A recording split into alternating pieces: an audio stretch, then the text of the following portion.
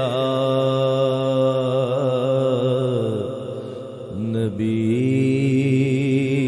नबीना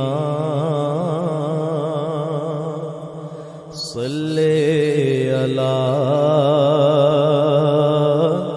मुहम्मद सल्ले अला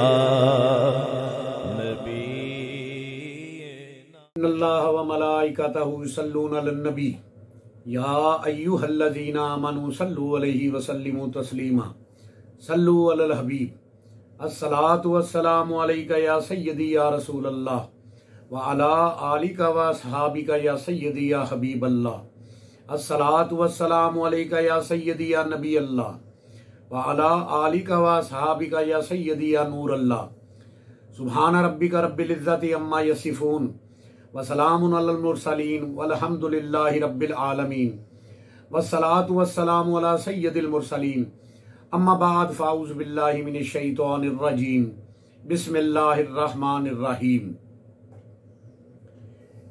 इब्लीस यानी शैतान, जिसका नाम पहले अज़ाज़ील था, बेअदबी रिसालत और अपने तकब्बुर और गरूर और अल्लाह करीम का हुक्म ना मानने की वजह से वो पहले क्या था और क्या हो गया। इब्लीस के लफ्जी मायने हैं अल्लाह की रहमत से नाउम्मीद। इस पर यह जवाल क्यों आया? अल्लाह पाक ने इसको हमेशा के वास्ते अपनी बारगाह से मरदूद करार दे दिया।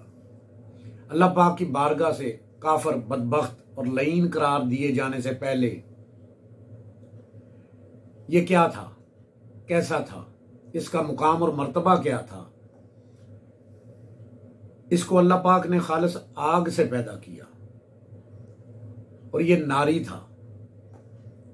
अल्लाह पाक ने इसको इंतहाई खूबसूरत, हसीनो जमील और बहुत ज्यादा इल्म रखने वाला, बहुत ज्यादा इबादत गुजार पैदा फरमाया। मलाइका का सरदार था और इसको नारी होने के बावजूद नूरी फरिश्तों में एक खास मुकाम हासिल था। हम सब की जान आका करीम सल्लल्लाहु अलैहि व आलिहि वसल्लम ने इरशाद फरमाया, फरिश्तों को अल्लाह करीम ने नूर से पैदा किया। इब्लीस, जिसको शैतान कहा जाता है, फरिश्तों का सरदार बनने से पहले 40,000 साल तक जन्नत के खजाने का निगरान रहा। 80,000 साल तक फरिश्तों के साथ रहा। 20,000 साल तक फरिश्तों को वाज सुनाता रहा और जन्नत में फरिश्तों का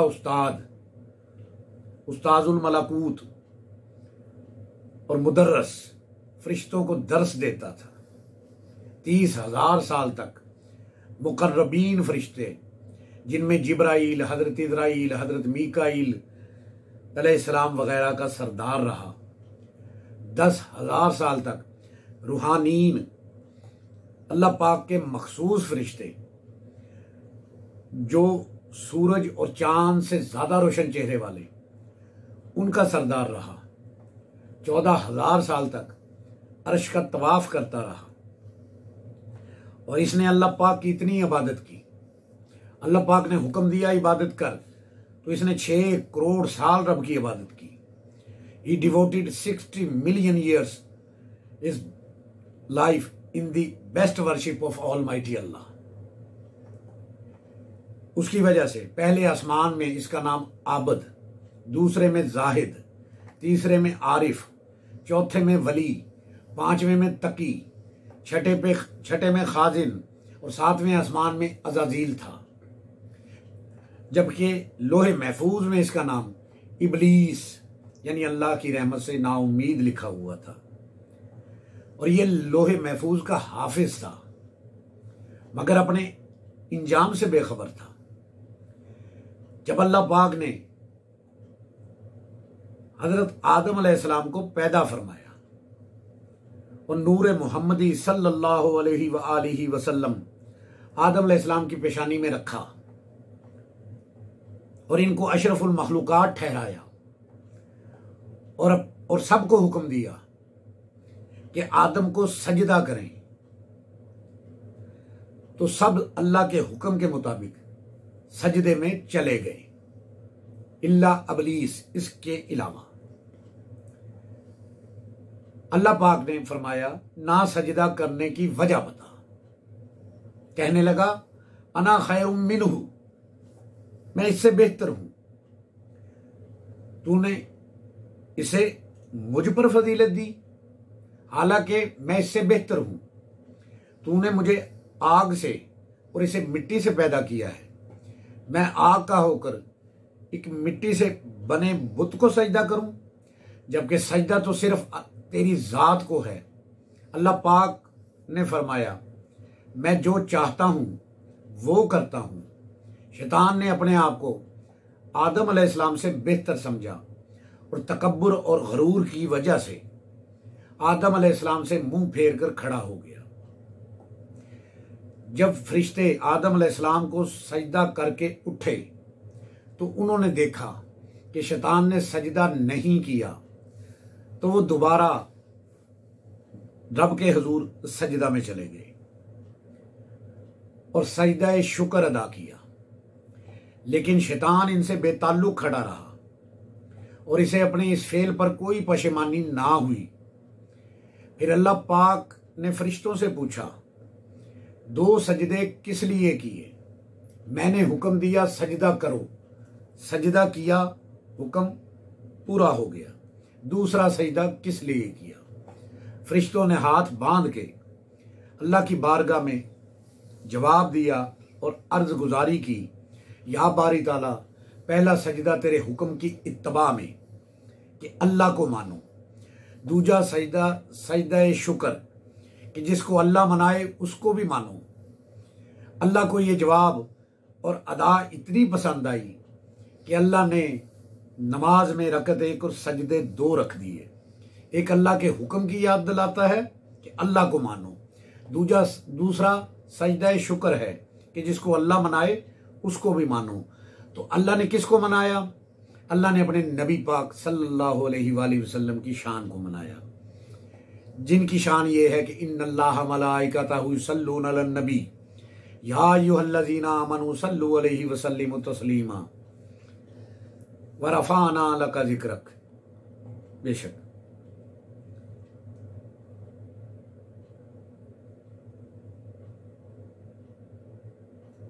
पढ़ाई ते तू मान ना कर, ना आखी मैं पढ़िया, ओ जब्बार कहार सदावे, मता रोड़ दवे दुध कड़िया। तब अल्लाह पाक ने इबलीस को सजा दी, इसकी सूरत मसक कर दी गई, खंजीर की तरह का लटका हुआ मुंह बन गया, सर ऊंट के सर की तरह, सीना बड़े ऊंट के कोहान जैसा, इनके दरमियान चेहरा जैसे बंदर का चेहरा, आंखें खड़ी, नथने चौड़े और खुले, होंठ बैल के होंठों की तरह लटके हुए, दांत खंजीर की तरह बाहर की तरफ निकले हुए और दाढ़ी भी साथ। और हुक्म दिया निकल जा मेरी जन्नत से। तो उसने अल्लाह पाक से मोहलत मांगी कि मुझे क़यामत तक मोहलत दे। जिस बेअदबी रिसालत की वजह से और नबी की ताजीम ना करने की वजह से मैं रांदाए बारगाह हुआ हूं, तो ए इलाही मैं तेरे बंदों को भी इस ताजीम से मना करूंगा। अल्लाह पाक ने फरमाया जो मेरे हैं वो मेरे रहेंगे, और अल्लाह पाक ने उसे क़यामत तक की मोहलत दे दी और हुक्म दिया कि मेरी जन्नत से बाहर निकल जा। इसे जन्नत से नीचे फेंक दिया गया, बल्कि आसमान और ज़मीन से जज़ायर की तरफ फेंक दिया गया, और अब वो अपने कुफर की वजह से ज़मीन पर छुपे छुपे आता है और क़यामत तक के लिए लानत का मुस्तहिक बन गया है। और कोई चीज़ बकर, मनाजरा, हुज्जत, मवाहदियत अल्लाह के गज़ब से इसको ना बचा सकी। ये बहुत बड़ा तौहीद परस्त था, और अब भी अकीदा तौहीद उसका लोहे की तरह पक्का है। अल्लाह को अब भी वाहदाहू ला शरीक मानता है, लेकिन कुरान में अल्लाह पाक फरमाता है वकाना मिनल काफिरीन, और वो काफरों में से हो गया। बेशक इसमें अक्लमंदों के लिए इबरत है।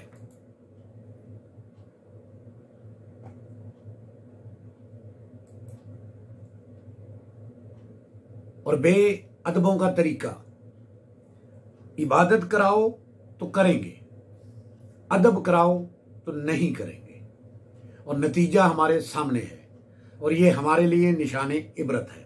अल्लाह पाक हमें बेअदबों की सोहबत से बचाए और अदब वाला बनाए। एक रवायत है कि जब अल्लाह ताला ने शैतान की गिरफ्त की तो जिब्राइल और मीकाइल रोने लगे। रब ने फरमाया क्यों रोते हो? अर्ज किया है बारी ताला तेरी गिरफ्त के खौफ से रोते हैं। इरशाद हुआ इसी तरह मेरी गिरफ्त से रोते रहना, बेशक तेरे रब की गिरफ्त बहुत सख्त है। अल्लाह बहुत करीम है, लेकिन अपने नबी पाक सल्लल्लाहु अलैहि वसल्लम के बारे में बहुत गैरतमंद है।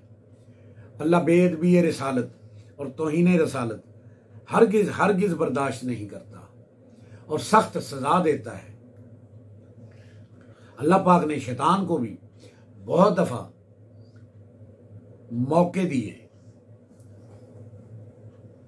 लेकिन शर्त वही कि आदम को सजदा कर। उसने अर्ज किया बारी ताला आदम तो चश्मे आलम से छुप गए, फरमाया आदम की कब्र को सजदा कर, तेरी तौबा कबूल कर ली जाएगी।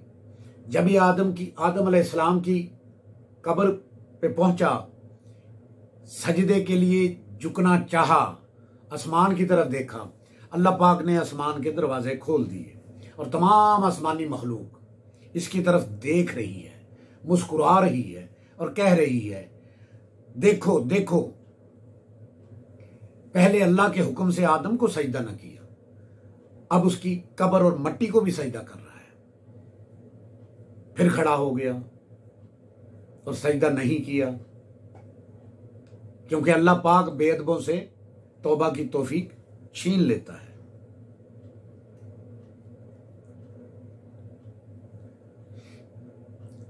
अल्लाह पाक से दुआ है कि अल्लाह में बेअदबों की सोहबत अता करे, बेअदबों के शर से बचाए।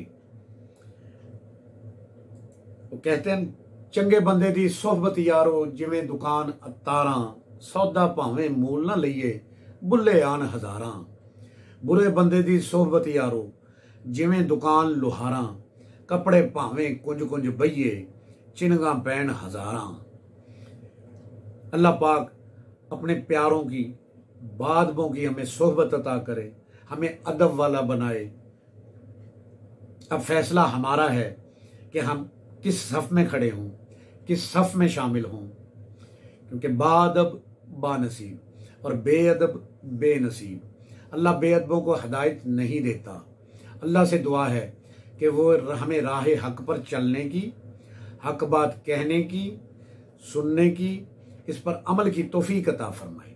और हम सब की जान आका का फरमाने आलीशान है, जो शख्स मेरी उम्मत में नेकी फैलाए या अच्छी बात पहुँचाए, अल्लाह इससे प्यार करता है और जन्नत इसका मुकद्दर है। जिस किसी ने भी दुआ के वास्ते या रब कहा, कर दे पूरी आरज़ू हर बेकसों मजबूर की। आमीन बिजाह नबीउल करीमुल अमीन व आखिरु दावाहुम अनिल हम्दुलिल्लाहि रब्बिल आलमीन।